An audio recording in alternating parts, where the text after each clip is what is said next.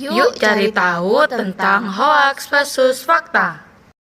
PPT ini dibuat oleh saya, Sifaila Iza Salsabila, Dan saya, Desvita Ayu Berliana. Era digital zaman sekarang, media sosial dan internet menjadi sumber utama sehingga informasi menyebar sangat luas dan cepat. Tidak semua informasi yang kita terima adalah benar-benar adanya. Oleh karena itu, penting bagi kita semua untuk bisa membedakan antara hoaks dan fakta agar tidak mudah tertipu dan tidak ikut menyebarkan informasi yang salah.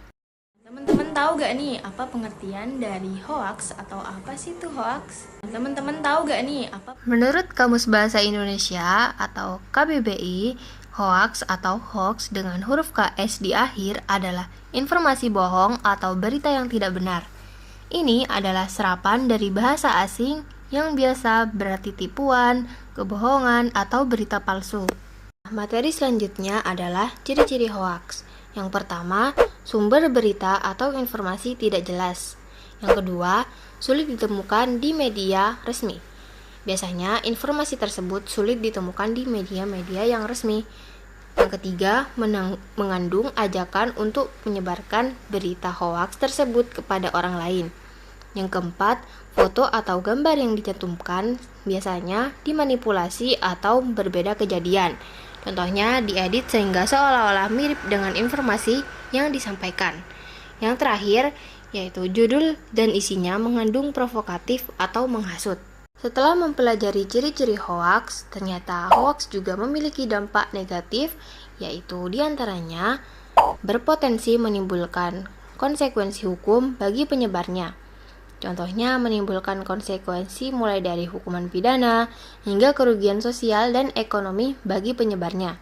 Yang kedua, dapat memicu keresahan dan konflik perselisihan. Karena menyebarkan informasi palsu yang menyesatkan masyarakat memicu perdebatan.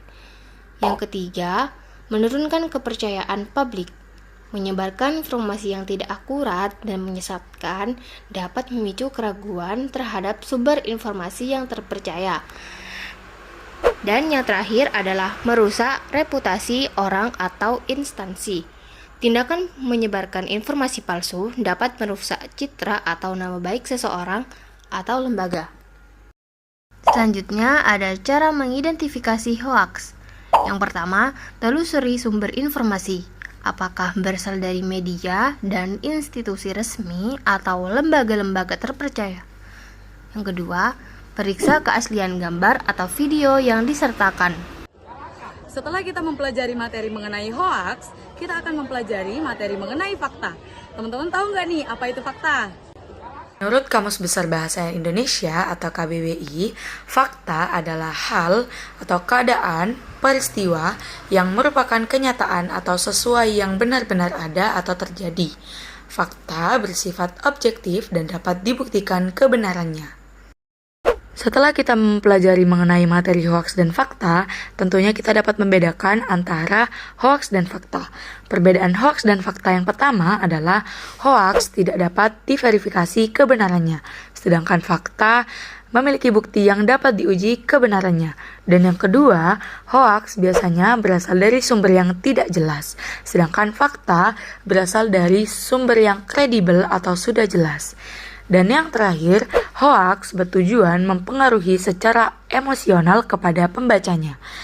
Sedangkan fakta bertujuan memberikan pemahaman yang benar kepada pembacanya secara objektif dan jelas. Sebagai penutup dan kesimpulan dari materi hoaks dan fakta, hoaks merupakan tantangan nyata di era informasi. Dengan meningkatkan literasi digital dan bersikap kritis terhadap setiap informasi yang diterima, kita dapat menjadi agen perubahan dalam melawan penyebaran hoaks. Mari bersama-sama membangun ekosistem informasi yang jujur, akurat, dan dapat dipercaya. Sekian, terima kasih dan semoga bermanfaat.